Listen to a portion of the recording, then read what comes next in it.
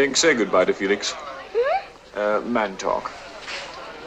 With No Time to Die sucking so much ass, it's time we rethink Bond. I get it. Daniel Craig's Bond was the answer to the Jason Bournes series. Hindsight is a bitch, isn't it? Casino Royale and Skyfall were great, but the others on a sliding scale of ass. There was no need for a darker, more grounded Bond. The whole get with the times motif that ran throughout the last 5 movies was played out faster than the Hawk Tuah girl. It doesn't help matters that the last Bond was written by box office poisoner Phoebe Waller-Buttface. She's got a meatball on her forehead she tries to call a mole. She literally has Quado living on her forehead, but instead of having powers to see the future, she only got powers to destroy major franchises. What's that, Quado? I should destroy the Tomb Raider franchise next? Your will be done. The biggest problem with Daniel Craig's Bond was he was more like the Terminator than anything else. If Connery was a scalpel, Craig was a sledgehammer. At one point, they literally had him run through a wall.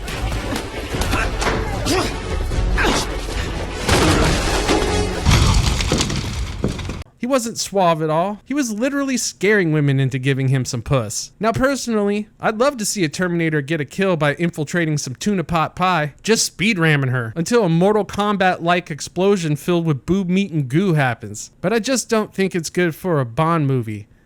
Yet. Another problem with Craig's Bond was they were really trying to force this love angle on him, and he died to protect those he loved. Vesper Lynd's death in Casino Royale constantly loomed over his head. Love? Gross.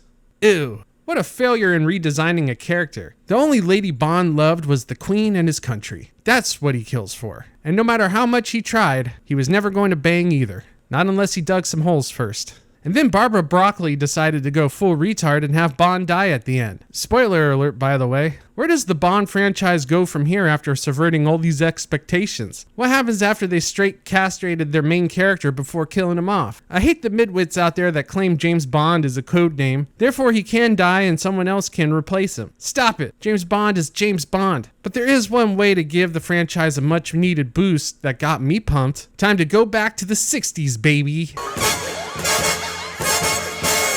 A time where the war was cold and the men were colder. It would be a nostalgically rich narrative, an ideal stage for a return to the roots of Bond's espionage escapades. Setting the film in the 1960s allows for an exploration of classic Cold War intrigue, an era where spy thrillers dominated. The stakes were high, and the world was a chessboard of political maneuvering. Do not mistake this for an origin story either. Cast Henry Cavill as James Bond, and plop the audience right into the middle like he was a 10-year veteran of MI6. Jeffrey Rush can play M, Bill Nighy as Q, and Amelia Jones as Moneypenny. Knee-jerk reaction is to try and get Christopher Nolan to direct it, but reports say he's only interested if it's closer to Ian Fleming's novels. With further thought, I actually can see that Guy Ritchie is better suited for a Bond set in the 60s. He showed his flair for the 60s in A Man from U.N.C.L.E. and did really well with Ministry of Ungentlemanly Warfare. Get a couple of hot Bond girls in there with double entendre names like Honey Pie or Virginia Goodthighs or Chesty McSlickboobs. Chesty McSlickboobs is a hot piece of scientist ace. Spectre already exists, and you know what? I'm tired of these movies that lead up to the main villain in a sequel. Let's drop Blofeld in there right away.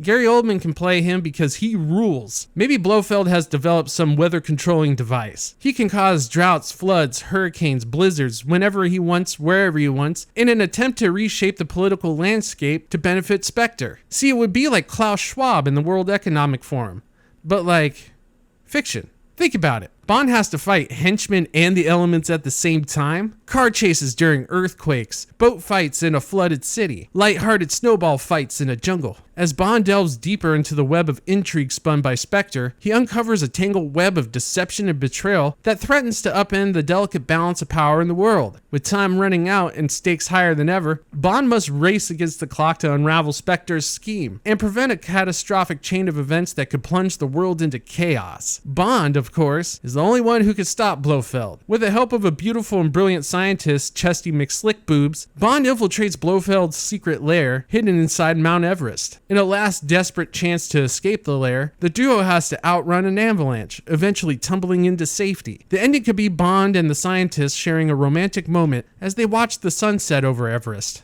Bond, ever the gentleman, turns to Dr. Scientist Chesty McSlickboobs and says, "I scaled many peaks in my time, but none quite like this." They kiss, and credits. Standing ovation from the audience, $1 billion movie in the can. Maybe it even beats Skyfall in the box office. Now there are some who would speak out on the idea of bringing Bond back to the 60s, the main argument being Bond has always been a product of his time. The counter to that argument is, the older the Bond film, the less badly dated it is. Plus, current year everything sucks a fat chode. What, are we going to have another computer virus plot? Rogue AIs trying to kill everyone? We're going to have a trans James Bond? Jane Bend? She, they pronouns? Is he now going to be viciously awkward? All he worries about is his anti-anxiety meds when he's captured. Avoids any physical contact with the opposite sex because he's a total gooner, depressingly addicted to the hub and proud of it. Who are the bad guys? People in England posting spicy memes on X? No thanks, dude. I'll sit this one out. Some people will also complain about the possibility of misogyny in a Bond set in the 60s. Let me stop you right there, toots.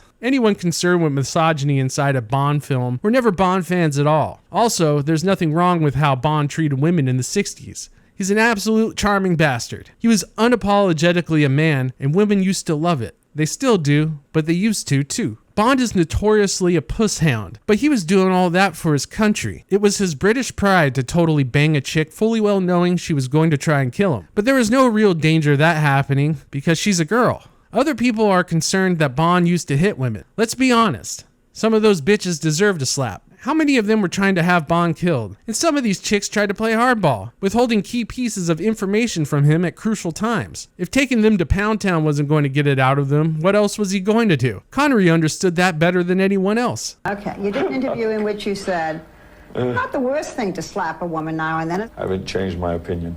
You haven't? No, not at all. I think that it depends entirely on the circumstances and if it merits it. What if she gives you a good slap back? Well, then you get into another area. I mean, then maybe she's getting to like it.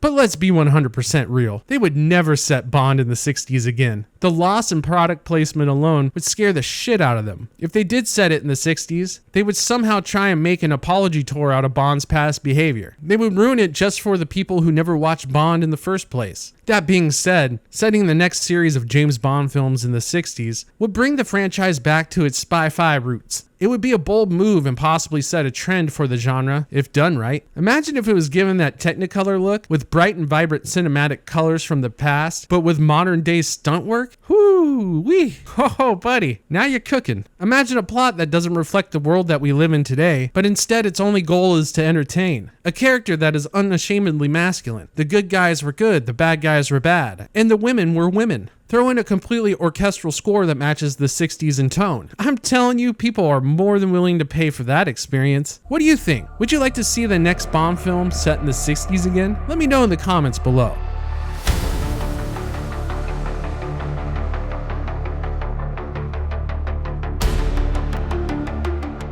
Hey, what the hell? You freeloading? Did you subscribe to the channel? You leave a comment? You leave a comment? Go ahead, leave a comment. I know you're tough. It's real easy. You just squeeze that trigger and you're done.